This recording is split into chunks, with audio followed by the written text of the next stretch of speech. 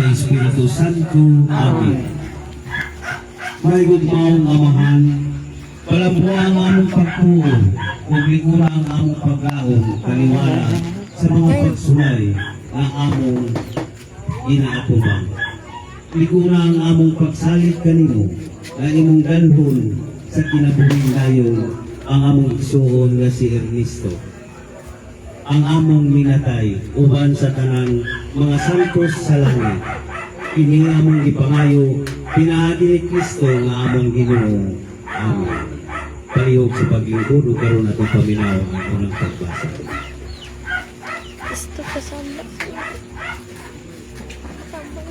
Inuklo gikan sa unang sulat ni San Pablo ngadto sa Tagati sa Ambil na to. Kunya among Okay, baka gipaanha permit. kaninyo si Timoteo nga atong igsuon ipakabang namo Hindi sa na buhatag limit. sa Dios Ayun to ko. sa pagwalay sa mga balita ay tungod kang Kristo. Gipaanha namo siya aron pagdasig kaninyo ug paglikon sa inyong pagtuo aron walay usa kaninyo nga matarog tungod ini mga paglutos. Kami mismo nasayon nga ang mga paglutos nga sama niini kabubuton sa Dios alang kanato. Kay samtang kami uban pa kaninyo amo kamong gipasidan-an nga kita lutuson gayud ug sumala sa inyong nasayran mao gayud kini ang nahitabo. Ang pulong sa Ginoo. Gisusi mo ako kung nakaila ka kanako Ginoo. O Ginoo, gisulay mo ako ug nakaila ka kanako, nakahibalo ka kamo sa akong lingkod ug kamo sa akong matindog. Nakisabot ka sa akong mga nahuna gikan sa kalayo. Imong giusisa ang akong mga pagpanaw ug pagpahulay. Sinati ka sa tanan kong mga pamilya. Gisusi mo ako ug nakaila ka kanako Ginoo. Bisan sa wala pang usa ka pulong nini sa atong dina, kaniya o Ginoo nahibalo ka na sa tibuok nini sa akong luyo ug atubangan imo ako gipiit ug gibutang mo ang imong kamot nini kanako ang maong kahibalo. Kakinalahan ra kaayo alang kanako, hakaas ra kaayo ang akong kabuton. Gisusi mo ako, nakaila ka kanako Ginoo. Pinutog ikan sa unang sulat ni San Pedro. Tungod niini paglipay kamo bisan tuod sa pagkakaroon, kinahanglan Nice magsubok niya. kamo sa lubong panahon tungod sa daghan ng mga alantuson.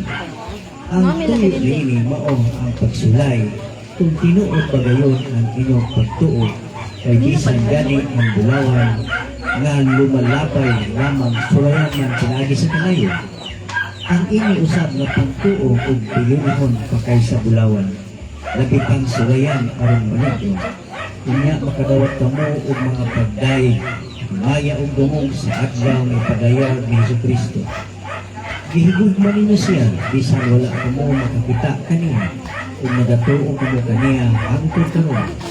Busa, nalipay kamo pag-ayo sa kalipay nga dili balitok sa pulong tungod kay nakadawat man kamo sa bunga sa inyong pagtuo nga mao ang inyong kaluwasan. Ang pulong sa Ginoo. Ang Ginoo nagpahibalo sa iyang kaluwasan. Ang Ginoo nagpahibalo sa iyang kaluwasan. Awiti ang Ginoo og pag-awit kay naghimo siya og katingalahang mga buhat. Ang iyang tuong kamot at nakakapot ug kadaugan alang kaniya. Ang iyang balaan nga bugton.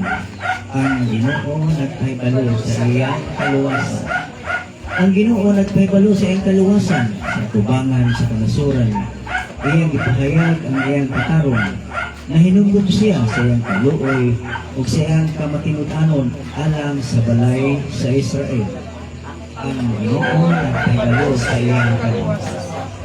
Ang tanang kautanan sa yuta nakakita sa kaluwasan nga gihimo sa atong Dios. Awiti nga malipayon ang Ginoo kamong tanang kayutaan. Singgit kamo sa pag-awit. Awiti ang pagday. Ang doon ang nagbalo sa iyang kaluwasan.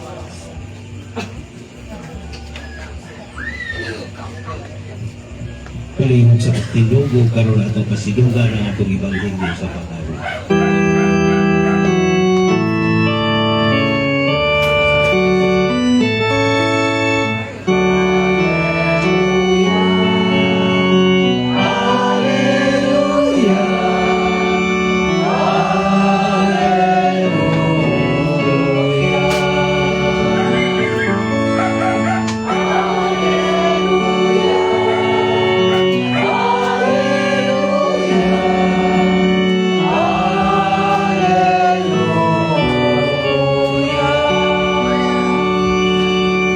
Ang santos nga Ebanghelyo sumala ni San Juan.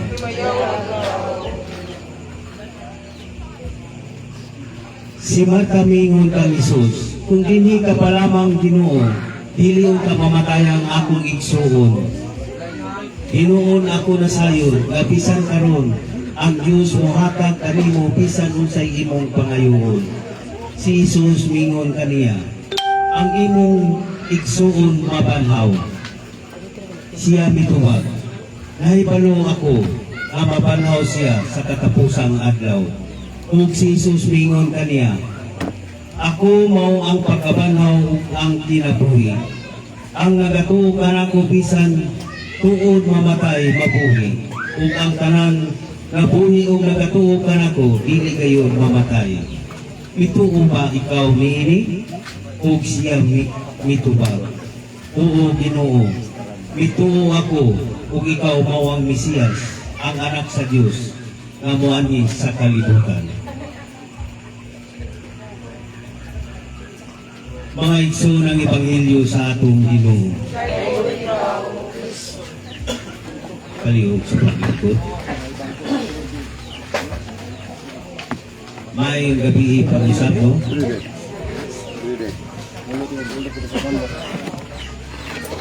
Kini si Ernesto o ito nagka-suod may maayo ni katong nagkay pamigmotor nga habal-habal dito sa Tiaw o sigasa ni diri sa Pari o sa Ula. Akong natanaw karon nakita ang iyang edad. O dahil nagkasungod may tidungol na ni edad. Siya 62. Mabuha na siya gamay. Ang among motor sa una, uso. Uso sa una ang motor. Katong mga kiniguang pakuraan kaayo. Ang iyahang motor, Honda 19. Ang telescopic, katong ana yuyo. Ang ako Kilto, kay Rikagi sa Batsi, Muhagtok, wala kayo sa city. Dilibras ka rin, masigasa ka mo, patulong na akay makita ang mga pisa sa motor. Klase-klaseng motor ka rin. Mauna ang amo ang pagka-amigo, Anton, na nakita mo sa talo mo, nakaingon ko nga, kamay radyuday ang kalibutan. Kay dito ko, 1984 siguro meron masayro. Kuya, pinag kay among mga karga, maestra. Tinigsugat na mga anak, busina. Sabat ang maestra. 3 tangke. Sa tangke na mo, isabago na ang mga maestra kay humod kayo. Nakauna-una ako. Ini, pagkabaga na lang ako siguro ulit pananggod eh. Pagkaasawa na kong maestra. Pinakaluyan mo po. Nakatrabaho. Pero daghan pa among nagyan kaming duha. Kay kini wala ko kabalo nga Ernesto na pangalan. Itok na yun ako na ibalanan. Anto nga nag-abot dini sa Yelsoon, Karitsito, Karibinbin, anto nakauban na pisil kaming bradan. Anto karon katong nasakit na siya, wala ko pakalawat siya. Si Brad Aparidani na nagkapakalawat. Kaya naapos ko'y obligasyon po. Mga kaigsunan mo nang isa-isay na ko ang among kaagli. No? Kay taas-taas po ito ang mga kaagi sa una. Dili matabas-tabas ang amo ang mga pasahero. Maestro. Humot ko di kayo.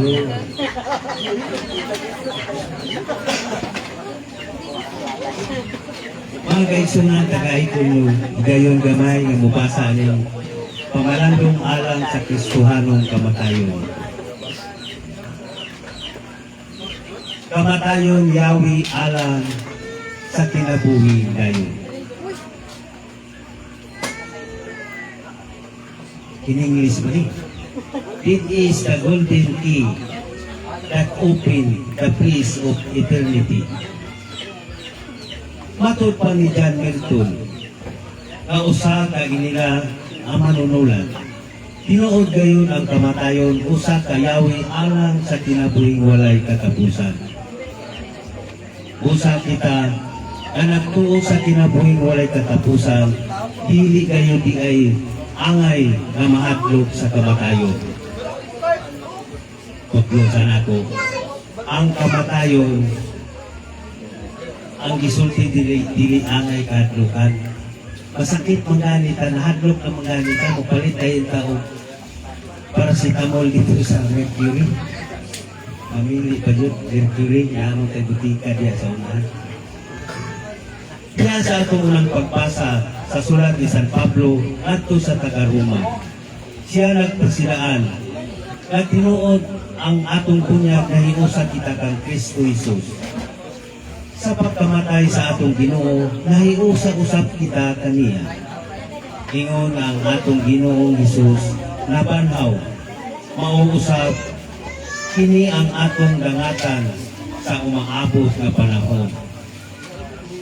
Ang atong pagkahiusa kang Kristo diya sa iyang kamatayon, mao ang nakapahiusa ka nato diha sa iyang pagkabanhaw.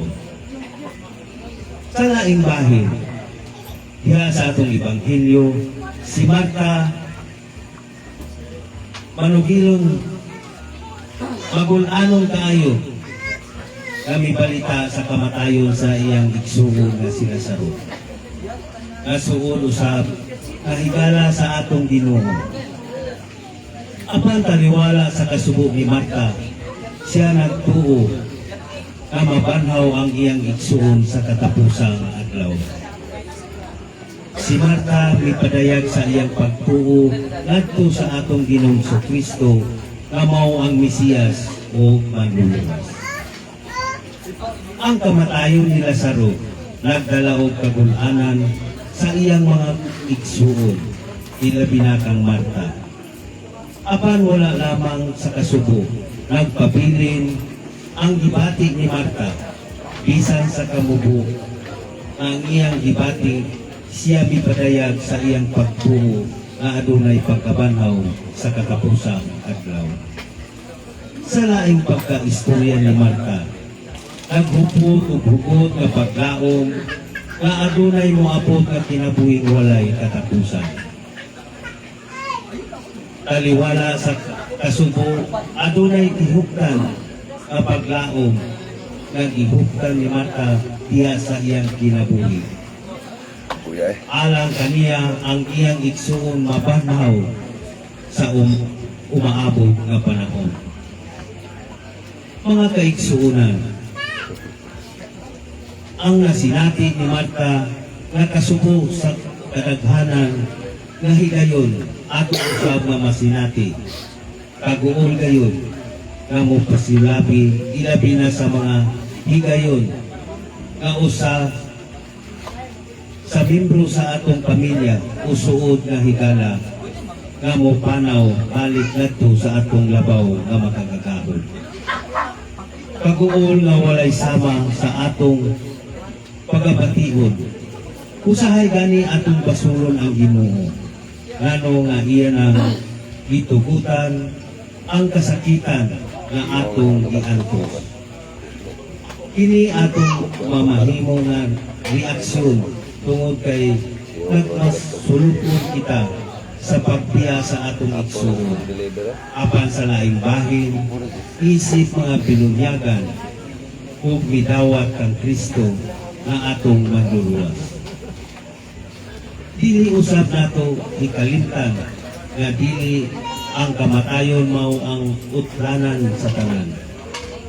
Matag Kristiyano, aduna unta gayud kitay kinaiya nga malaumon, magmalaumon nga ang kamatayon mao lamang ang padayon sa kinabuhing walay katapusan. Sama sa pulong ni John Milton, ang kamatayon mo'y susi lamang alang sa kinabuhi dayon. Mga kaigsunan, ang atong salmo nagkanayon, ang Ginoo mo'y akong kahayag ug kaluwasan. Diya sa atong pagtuo sa atong Ginoong Jesucristo, kita makabaton ug paglaom nga kita maluwas. Ang kamatayon alang kanato, mamahimo ng alang sa sinugdanan sa pag-iuban nato kaniya dito sa gingharian nga walay katapusan. Isip mga kahayag ug kaluwasan, ato kanunay nga sampiton ang Dios nga nag-andam kanato alang sa pagkahimamat nato kaniya. Matuod o biya kita niining kalibutan nga atong gipuy-an apan tungod kay kita mituuman sa atong Ginoong Jesucristo, dili kita malisang kamutalikod niining kalibutan tungod kay nakikuban naman unya kita sa Dios nga maghatag sa atong kaluwasan.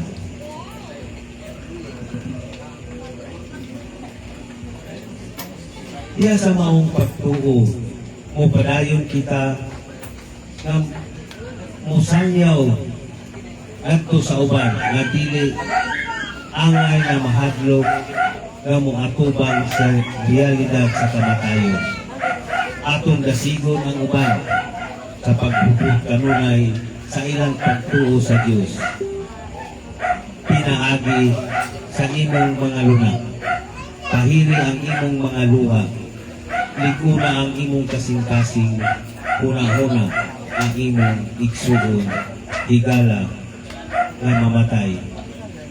Malipayon ng matiguban alang sa labaw na makagagahon. Sa katapusan mga kaigsunan, sa matag higayon nga adunay kasubo, nga imong gipati tungod sa kamatayon sa usa ka importante nga tao sa imong kinabuhi, membro ba sa pamilya o suod na higala. Imo lamang kanunay nga patunan na ang iyang kamatayon mauyawi sa iyang pakikuban sa Diyos na naghatag sa iyang kinabuhi. Ato lamang hugod nga iampo ang iyang mga kasalanan. Mapasaylo sa Diyos o atagan niya o pahulay na tayo.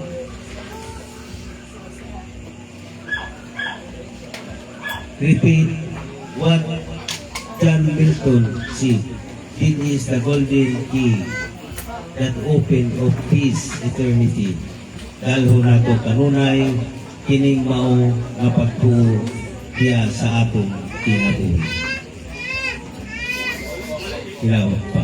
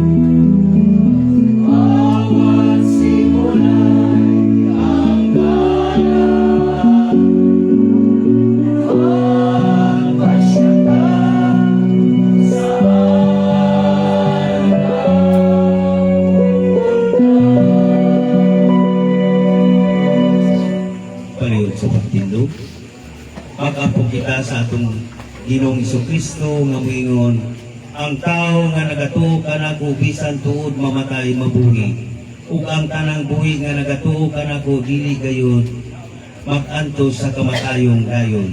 Moingon kita kaniya, Ginoo lig-una ang among pagtuo.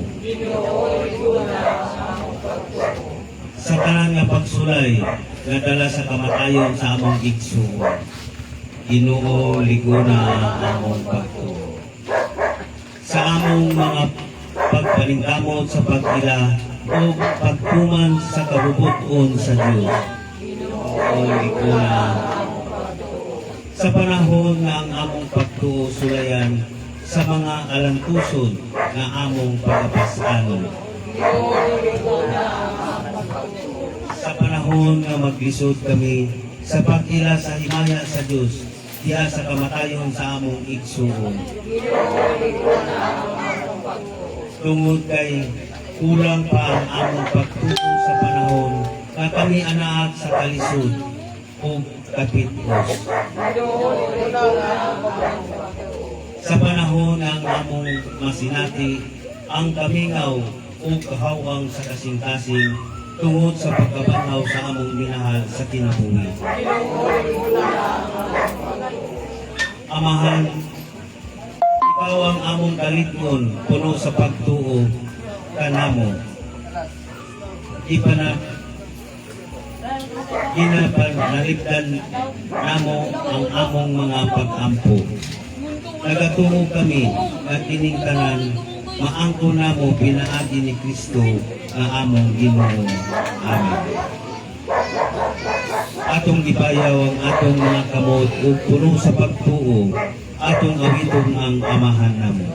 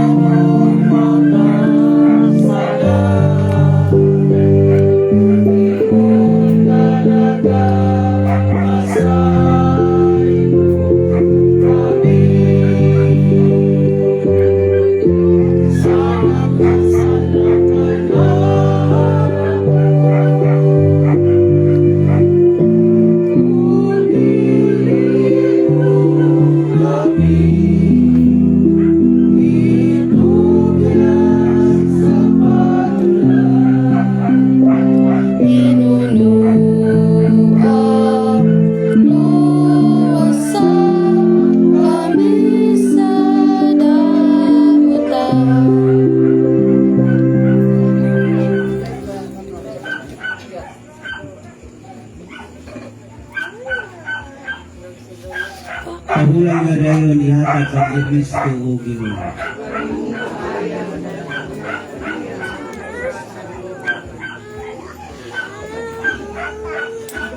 Hinaot unta nga siya mo pahulay diha sa kalinaw. Amen. Hinaot nga ang iyang kalag ug ang kalag sa panganipian nining kalibutan pinaagi sa kaluoy sa Dios mopahulay diya sa kalinaw. Amen. Ang Ginoong Diyos, Amahan, ug sa Anak, ug sa Espiritu Santo, manalangin unta kanato diha sa atong matuuhong pagpuyo. Amen. Awit kita sa katapusan.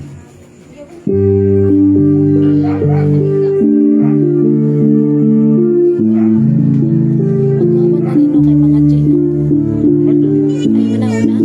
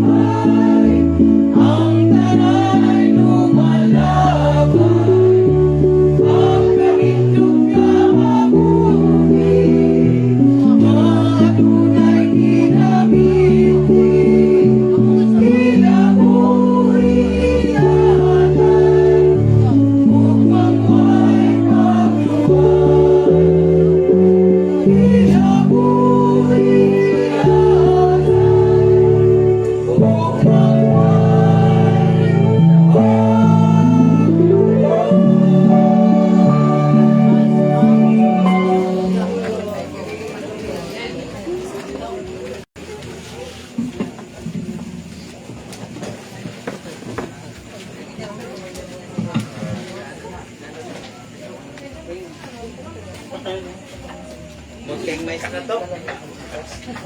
Pupos.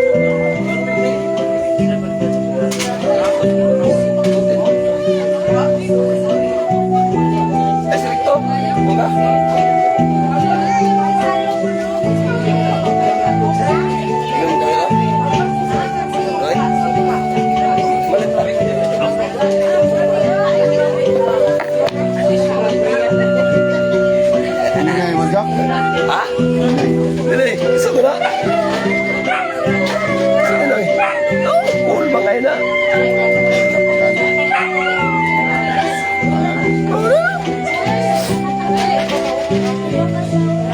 Kasas yung pupus sa text ko. Malino ko sa lari kay dito.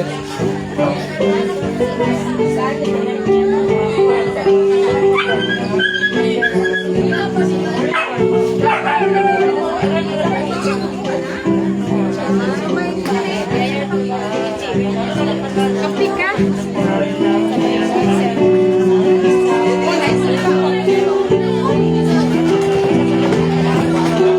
Kalaban nito.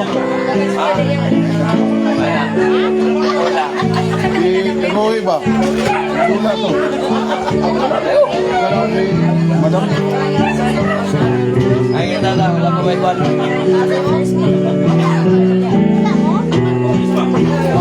Wala may kwan. Pasok.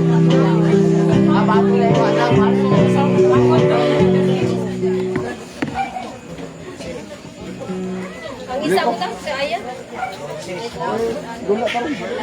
Pero, Ayan lang. Pagtsata to si...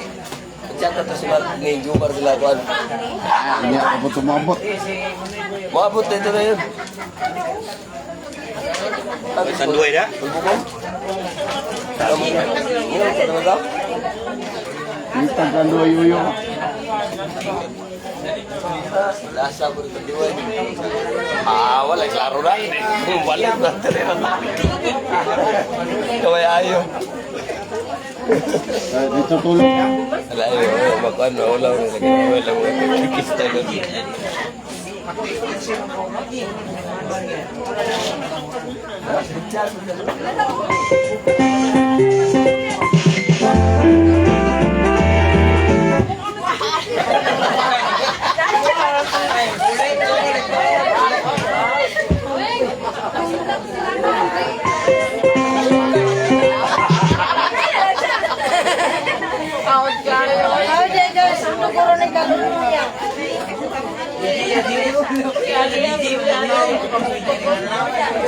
Tugtog pa ba?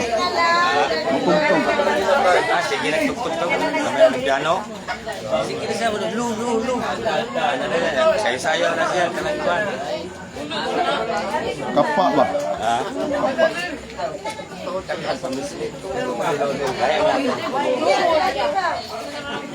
Mapagkulo ka rin yung ipanggamit lagi.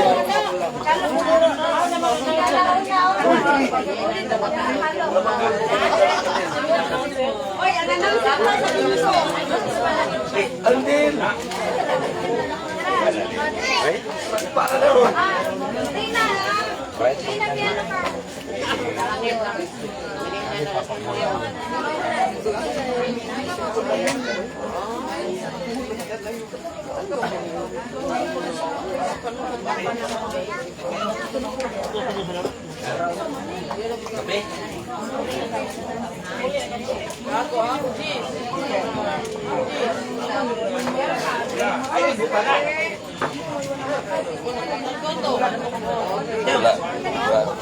Wala na ron sama.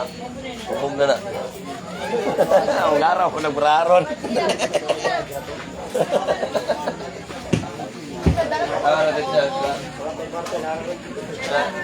Tulog ko pala, tulog na nana. Matik na.